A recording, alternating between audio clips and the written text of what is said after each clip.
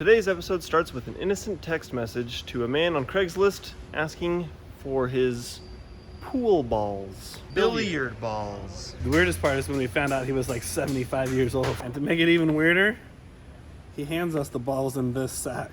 Do you think that's related to your initial text? I mean, not gonna not be. Here's a brain tickler. We have a 60,000 PSI Waterjet shooting out of a tiny 40,000 nozzle. Is that enough force to play pool? Like, I think yes. Like, it's a ball, and so you hit it, it's gonna roll. I think we can successfully play pool, and I will beat you.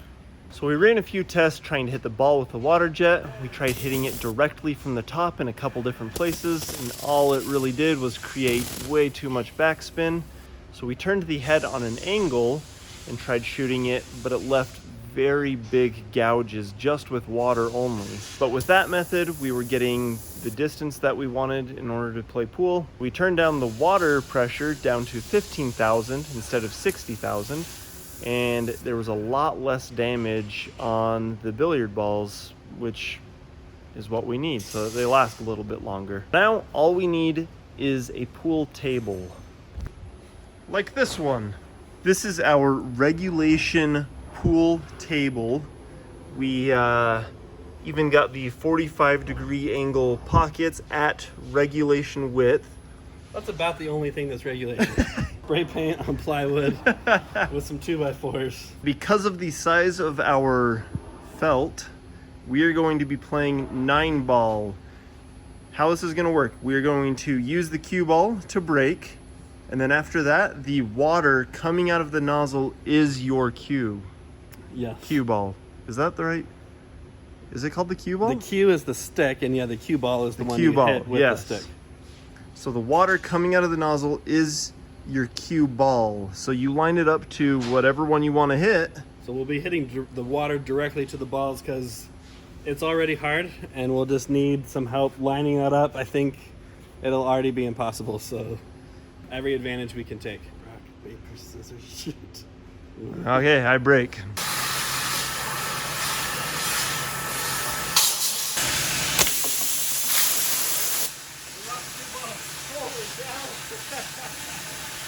And that worked surprisingly well. Like, literally, we are always shocked if any of our ideas work. This one included. So the cue ball is now out of play, and the cue ball is the water inside the water jet. I have to hit the one ball, which is right here, and then try and pocket something. Yeah, I feel good about that one. Whoa, both of them. This is actually a little easier than I thought.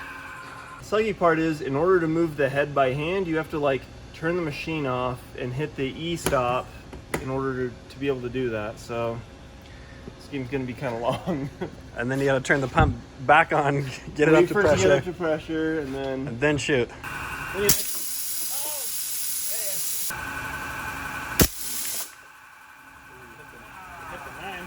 Okay, I'm up. Because Dan sucks. So usually my strategy in pool is to just like kind of aim and then hit it really hard and hope it gets enough bounces that something goes in. I'm gonna go there, aim it around, and I'm gonna try to just go for the money.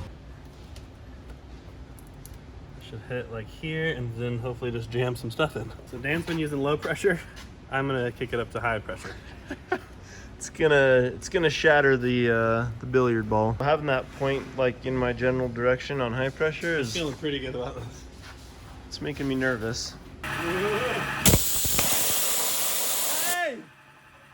That was a foul. That was a foul. Mitchell was so excited to play pool, he forgot to turn the jet off as soon as it turned on. It's like playing pool and then it's going, "Ugh." Is that considered a scratch? I think so. You hit two different balls with your cue. The water's the cue, and you hit two different balls. So I mean, honestly, I wasn't even watching. I was at the computer, but it seemed good. how do we deal with scratches now? Do I get to? I think it just becomes your turn. We can't really like reposition a cue ball. Because that is the cue. Because that is the cue ball. And the cue ball.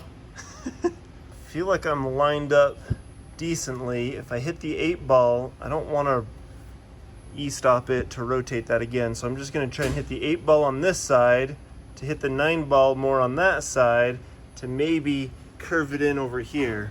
The math checks out. I'm no physicist, but I'll go with that.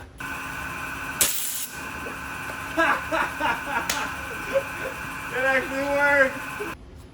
Well, how does that feel? I mean, I'm pretty used to losing. I've been doing it my entire life. In regular pool, like you're supposed to leave the 8 ball for last, and you left. So one for we last. could play 8 ball now. I feel like we need to cut the 8 ball in half now. I feel like that would be a fitting end. So first, let me show you this other ball that we shattered in our earlier tests. It looks like there's like a piece of wood in there that's like holding it together. You see that in there? Yeah, because that's like broken all the way through, but it's still being held together by... We gotta see if there's anything fishy inside that. It's probably like a rat bone, like a rat fell into the machine in the factory where they make these. And Sounds logical. yeah.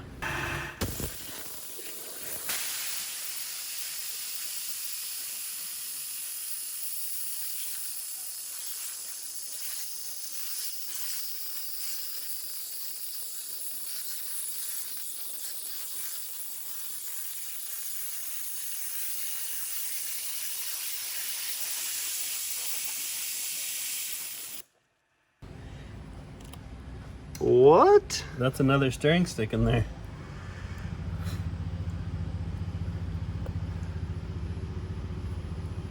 That's wood. That's crazy. Can you lick and confirm that's wood?